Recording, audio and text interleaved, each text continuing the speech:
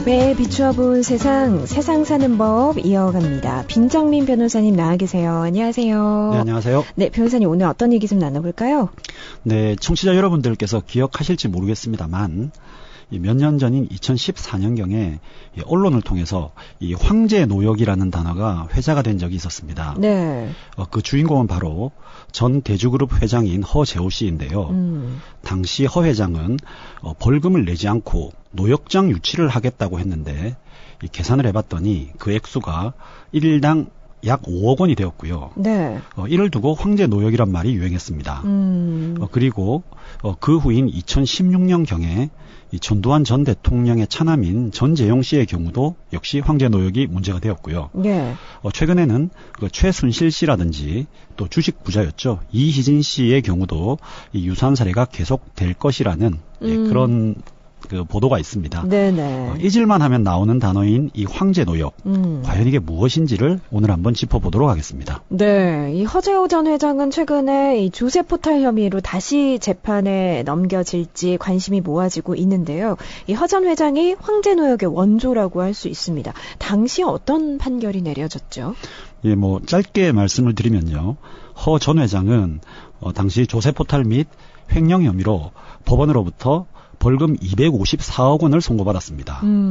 그런데 허 회장이 나 이거 돈이 없어서 벌금 못 내겠다. 네. 이렇게 버텼거든요. 예. 그랬더니 법원이 그 대신에 50일 동안 노역을 하라. 이렇게 판결을 했습니다. 네. 이것을 일당으로 환산을 해보니 하루 5억 원가량 되어서 당시에 논란이 되었던 것이죠. 아, 이거 참 어떻게 봐야 될까요? 이 황제 노역 왜 논란이 되는지 일단 좀 구체적으로 하나하나 짚어보겠습니다.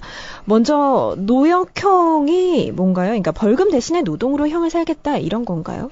네, 원래 이제 죄를 지어서 우리가 법원에서 이제 판결을 받게 되는데요. 네. 징역형이나 이런 것이 아니라 벌금형, 즉 벌금 얼마를 내라는 선고를 받게 되면은 이 판결이 확정되면 그 이후로부터 30일 이내에 이 벌금을 전액 납부를 해야 됩니다. 네. 그런데 재산이 없거나 부족해서 이 벌금을 못 내는 경우도 있지 않겠습니까? 그렇죠.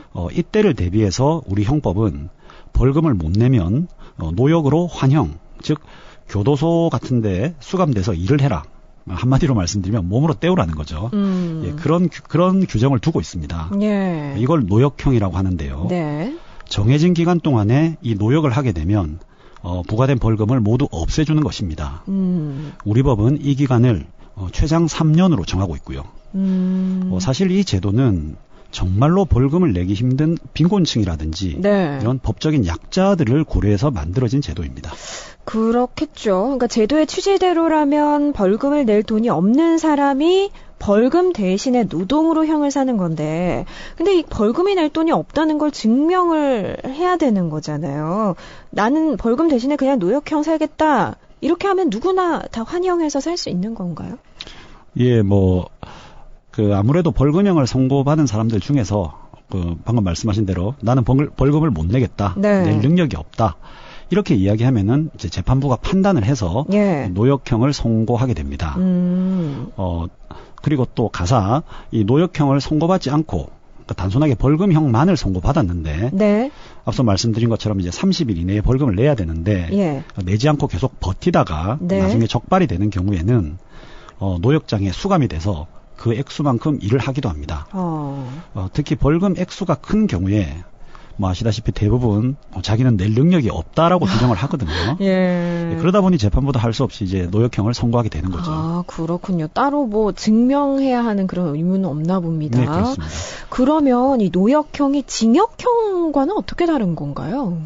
네, 다들 아시겠지만 우리가 죄를 짓게 되면 형사 처벌을 받게 되는데요. 예. 어떤 처벌을 받게 되느냐? 그 종류는 일단은 생명을 박탈하는 사형이 있고요. 네. 그다음에 인신을 구속하는 제도인 징역형과 금고형이 있습니다. 그 외에 각종 선거 출마와 같은 자격을 제한하는 자격 상실이나 자격 정지가 있고요. 네. 가장 경한형이 이 경제적으로 처벌을 하는 벌금, 구류, 과료, 이런 몰수 이런 것들이 있습니다. 네. 그런데 이 노역형 및 황제 노역 논란은 이 경제적인 부분으로 처벌을 하는 벌금과 같은 처벌에서 발생을 하게 되는데요. 네네.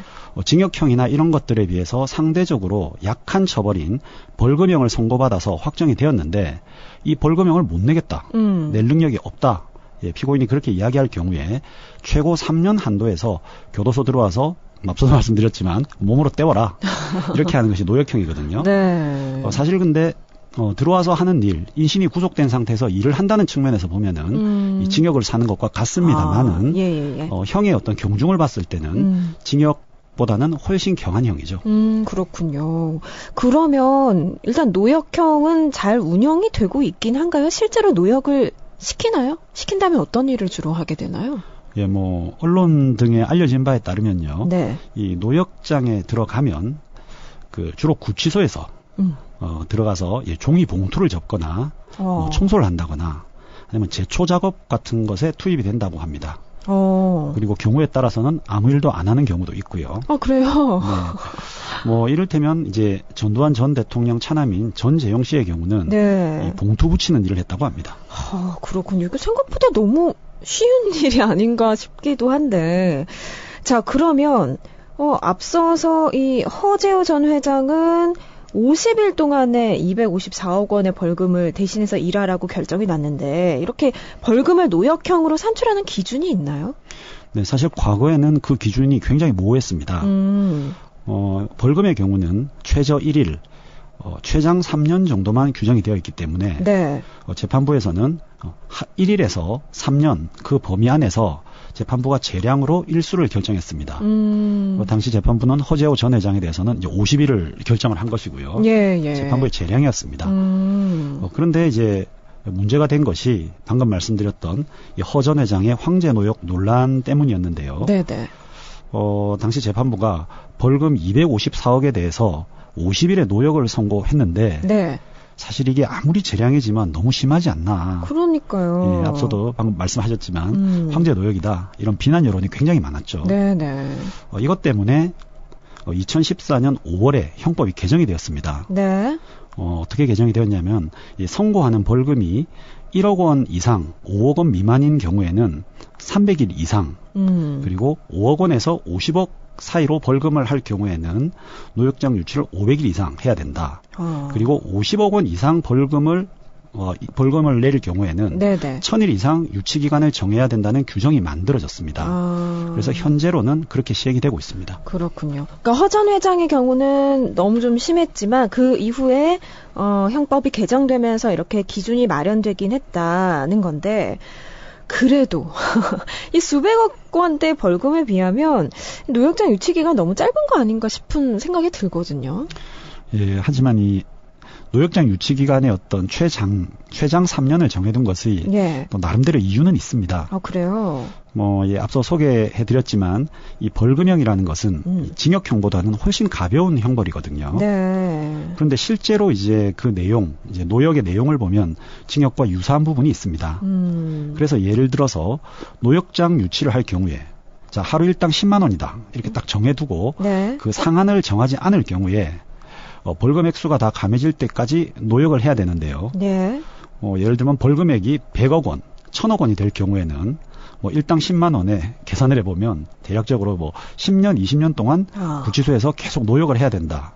이런 일이 발생하게 됩니다. 근데 이렇게 되면은 원래 벌금형이 징역형보다 훨씬 더 무거워진다는 그런 어떤 법 체계상의 모순이 발생하게 되거든요. 그래서 이제 3년이라는 최장 기간을 정한 것이고요. 사실 법적 논리로 보면 어느 정도 타당성은 있습니다. 하지만 이제 문제는 이 황제 노역과 같은 사태에 대해서 대비를 하지 못했다는 부분인데요.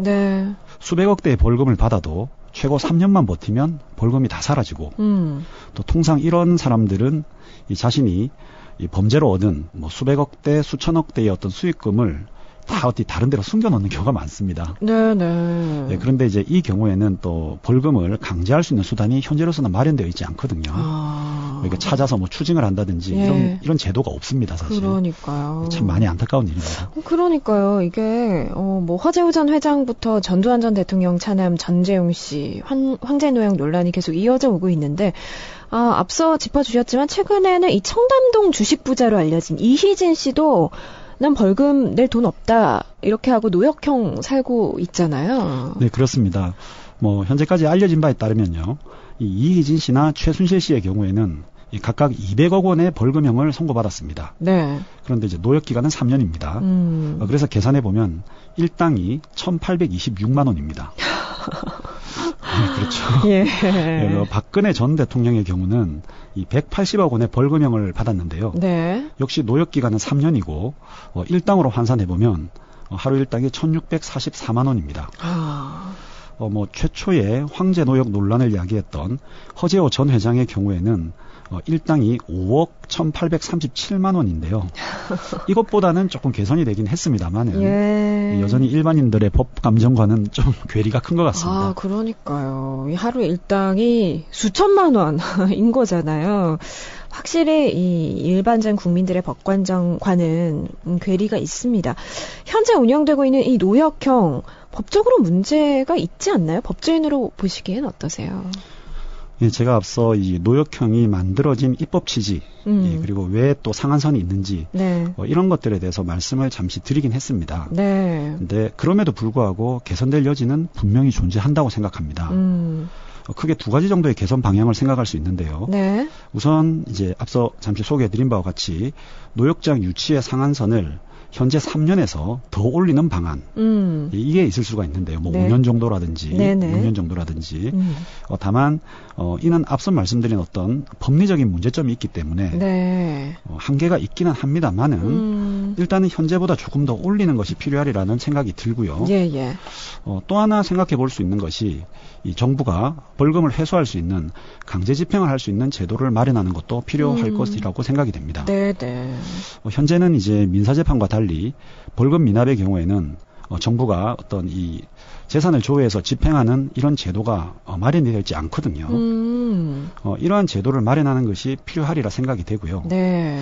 그리고 현재 이러한 내용을 담은 형법 개정안이 국회에 발의된 상황이라고 들었습니다. 그래요? 예, 빠른 시일 내에 이러한 모순이 해결되기를 법조인의 한 사람으로서 간곡히 바라고 있습니다. 그러니까 이 두 가지 개선 방향을 크게 이렇게 제시를 해주셨는데 후자가 좀 더 합리적이지 않을까 하는 생각이 좀 듭니다, 개인적으로는. 자, 그리고 하나 더 살펴보겠습니다. 지난주 도로에서는 이 제2윤창호법이 시행이 되면서 이제는 좀 음주운전이 개선되지 않을까 하는 기대가 좀 모아지고 있는데요. 그런데 문제는 해상에서의 음주운항입니다. 해상에서는 이게 잘 이루어지지 못하고 있다고 들었거든요. 네, 그렇습니다. 지난 2월에 러시아 화물선이 광안대교를 들이받은 이 아찔한 사고를 기억하실 텐데요. 예. 사고 이후에 해상 음주운항을 줄이기 위해서 혈중 알코올 농도 기준을 엄격히 하는 법안, 소위 말하는 광안대교법이 발의가 되기는 했습니다. 하지만 현재 다들 아시다시피 국회가 제대로 운영이 되지 않아서 예. 이 법안들은 상임위에 상정도 되지 못한 그런 상황에 처해 있습니다. 예. 지금은 해상에서 음주운항하면 어떤 법이 적용되는 건가요? 처벌 규정이 어떻게 되죠? 네, 현행 선박직원법은요. 음주 정도에 관계없이 1년에 0.03% 이상으로 3번 적발이 되면 면허가 취소된다. 이렇게 규정이 되어 있습니다. 해사안전법에서는요. 음주 정도에 따른 차등도 없이 그냥 음주를 하면 3년 이하의 징역 또는 3천만 원 이하의 벌금으로 처한다. 이렇게 규정이 되어 있고요. 그래서 예를 들면 이제 면허 취소 사유인 혈중 알코올 농도 0.1%가 넘은 상태에서 예를 들어 누군가 배를 운항을 했다. 그런데 이 적발이 첫 번째 적발이 된 거다. 그러면 별다른 제재 없이 3개월 후에는 다시 배를 몰 수가 있다는 거죠. 지난 25일부터 적용되고 있는 제2윤창호법에서는 음주운전은 혈중 알코올 농도 0.08% 이상인 경우 한 번 적발로 면허가 취소되고 최대 무기징역까지 처할 수 있는 것에 비하면 처벌이 사실 너무 약하죠. 그러네요. 정말 도로에 비하면 너무 느슨합니다. 처벌 규정이. 이제 휴가철이잖아요. 여름 휴가철인데 요트나 낚싯배들이 더 이렇게 좀 늘어날 텐데 해상에서 음주운항은 우리가 광안대교 그 사고를 봤듯이 대형 사고로 이어질 수 있기 때문에 이건 정말 개선이 좀 필요해 보이는데요. 네, 그렇습니다. 사실 육상보다도 바다에서의 음주운전이 더 큰 사고를 유발할 수 있다는 측면에서 뭐 상식적으로 봐도 더 엄하게 규제가 되어야 되지 않을까 싶고요. 네. 모쪼록 빠른 시일 내에 국회에서 해당 법률이 처리되기를 저를 포함 국민들이 간곡히 기도라도 드려야 될 것 같습니다. 그러니까요. 이 참 국회에 계류 중인 법안들이 너무 많습니다. 빨리 좀 처리가 됐으면 좋겠네요. 네, 오늘 세상 사는 법은 여기까지 듣죠. 지금까지 빈정민 변호사였습니다. 고맙습니다. 감사합니다.